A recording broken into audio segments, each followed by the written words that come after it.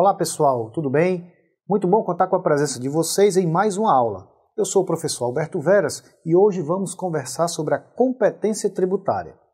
Podemos começar com uma indagação. Afinal, o que é competência? No âmbito do direito, competência usualmente se relaciona a poder. A competência tributária é a prerrogativa de criar e alterar tributos por meio de lei. A Constituição Federal conferiu aos entes políticos o poder de instituir tributos para o fomento de suas atividades dentro das respectivas esferas de atuação. Assim, somente as entidades federativas são dotadas de competência tributária. Só quem legisla pode exercer a competência tributária, ou seja, esta pertencerá apenas à União, aos Estados, ao Distrito Federal e aos municípios. Certamente, cada ente possui competências específicas para administrar os seus próprios tributos. A competência tributária é indelegável e atribuída exclusivamente pela Constituição Federal. As normas de competência devem fixar as condições para o seu exercício.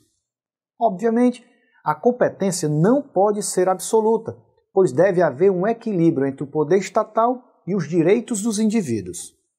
Constituem também manifestações do exercício da competência tributária a modificação, a redução e a extinção dos tributos.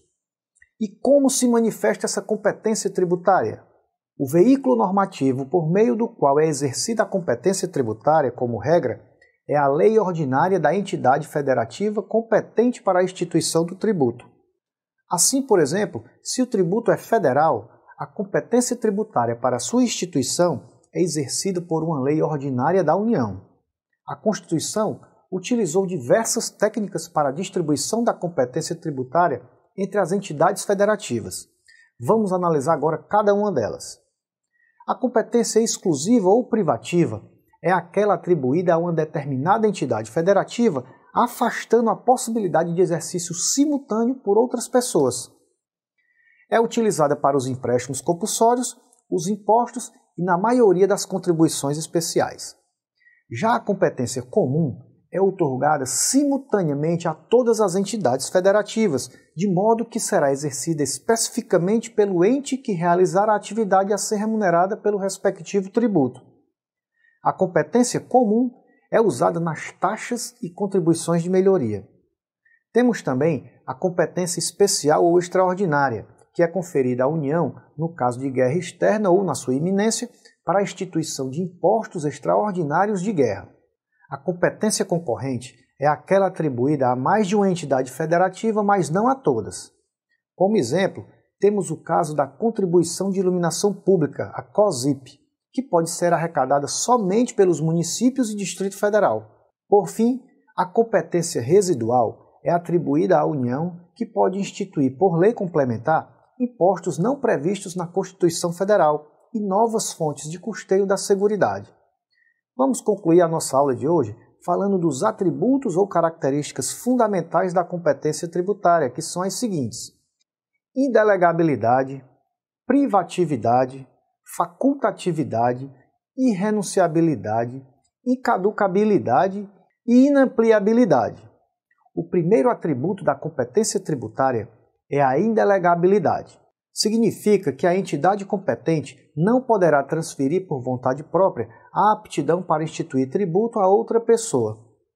A segunda característica da competência tributária é a privatividade, aplicável aos impostos, empréstimos compulsórios e à maioria das contribuições especiais. A privatividade significa que a competência atribuída a determinada entidade federativa exclui o seu exercício pelas demais pessoas políticas. A terceira característica da competência tributária é a facultatividade, segundo a qual o legislador não está constitucionalmente obrigado a criar os tributos de sua competência, ou seja, a criação do tributo é uma permissão e não um dever. O quarto atributo da competência tributária é a irrenunciabilidade. Significa que a entidade federativa não pode abrir mão definitivamente de suas competências tributárias. Já a quinta característica é a incaducabilidade ou imprescritibilidade.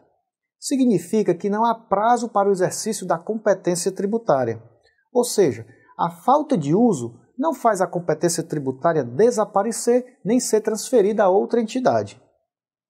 O sexto e último atributo é a inampliabilidade, segundo o qual a entidade federativa não pode, por vontade própria, aumentar as suas competências tributárias. Ok? Encerramos aqui a nossa aula acerca da competência tributária.